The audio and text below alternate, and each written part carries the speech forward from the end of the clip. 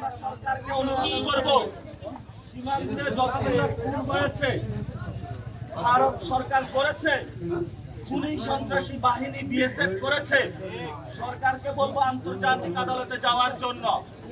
ভারতকে হলো আন্তর্জাতিক আদালতের কাঠ গড়ায় দাঁড় করানোর জন্য যে তুমি বাংলাদেশি নাগরিকদেরকে কেন খুন করেছো।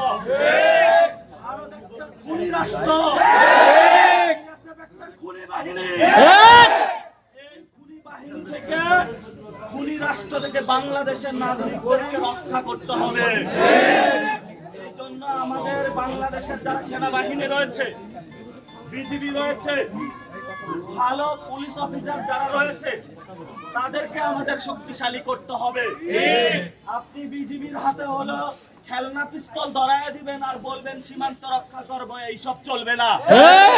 বড় বড় অস্ত্র দিতে হবে আমাদের বিজিবি ভাইদেরকে, ভালো ভালো পেট্রোলিং কার দিতে হবে, তাদের বেতন বাড়াইতে হবে। সারা রাত মশার কামড় খায় তারা পেট্রোলিং করে, বেতন পায় 10 টাকা। হলো বিজিবি ভাইরা হলো শক্তিশালী হবে না।